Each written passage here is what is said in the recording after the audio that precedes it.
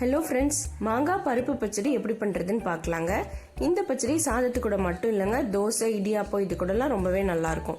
இந்த பச்சடி பண்ணுறதுக்கு நான் இன்னைக்கு ஒட்டு மாங்காய் தான் எடுத்திருக்கேன். குண்டு மாங்காய் விட ஒட்டு மாங்காயில் பண்ணும்போது டேஸ்ட் ரொம்பவே நல்லா இருக்குங்க. ரொம்ப குட்டி குட்டியாகவும் இல்லாமல் அதே மாதிரி பெரிய பீசஸாகவும் இல்லாமல் நல்லா மீடியம் சைஸாக மாங்காவை முதல்ல கட் பண்ணி வச்சிடலாங்க. அடுத்து கடாயில் கொஞ்சமாக எண்ணெய் விட்டு ஒரு 4-5 பச்சை மிளகாவை நீல வாக்கில் நறுக்கி சேர்த்துக்கலாம்.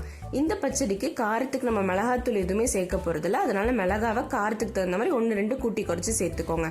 சேர்த்துட்டு நறுக்கின மாங்காவையும் சேர்த்து வதக்கிடலாம். இது வதங்கட்டும். அடுத்து 1 கப் அளவுக்கு துவரம் பருப்பு கொஞ்சமாக மஞ்சள் தூள் சேர்த்து ஒரு 4-5 விசில் விட்டு நான் குக்கரில் வேக வச்சு எடுத்திருக்காங்க. மாங்காவோட தோல் கலர் மாதிரி வரும்போது வேக வச்ச துவரம் பருப்பு சேர்த்துட்டு கொஞ்சமாக தண்ணி விட்டு தேவையான அளவுக்கு உப்பும் கொஞ்சமாக மஞ்சள் தூளும் சேர்த்து கலந்து விட்டு மூடி போட்டு ஒரு 5 நிமிஷத்துக்கு வேக விட்டுறலாங்க. மாங்காய் சீக்கிரமாகவே வெந்து வந்துடும். ஒரு 5 நிமிஷம் மட்டும் நல்லா வேகட்டும். அடுத்து மிக்சி ஜாரில் ஒரு கைப்பிடி அளவுக்கு கட் பண்ண தேங்காய், ஒரு 10 சின்ன வெங்காயம், கொஞ்சமாக சீரகம் சேர்த்துட்டு தண்ணி விட்டு குறைப்பாக அரைச்சி எடுத்துடலாம்.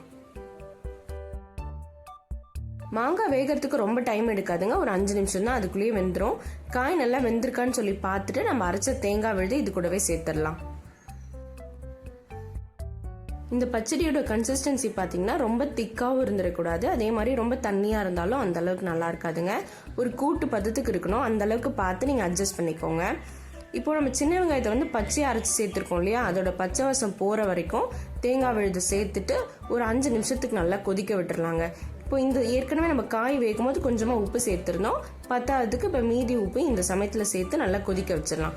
ஒரு 5 நிமிஷம் இதோட பச்சை வாசம்லாம் போனதுக்கப்புறம் இதுக்கு ஒரு தாளிப்பு கொடுத்துடலாம். தாளிப்பு கரண்டியில் கொஞ்சமாக எண்ணெய் விட்டுட்டு கடுகு, உளுந்து, சீரகம், கொஞ்சமாக வெந்தயம். மாங்காய் சூடு இல்லையா, அதனால மாங்காய்க்கு நம்ம வெந்தயம் சேர்த்து செய்யும் போது ரொம்பவே நல்லா இருக்குங்க.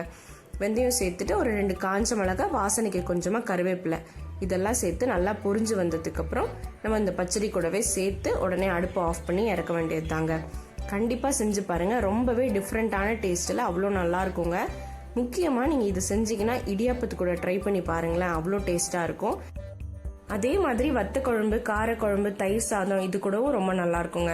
ஒரு முறை செஞ்சு பாருங்க, கண்டிப்பாக நீங்கள் அடிக்கடி வீட்டில் இதை பண்ண ஆரம்பிச்சிருவீங்க.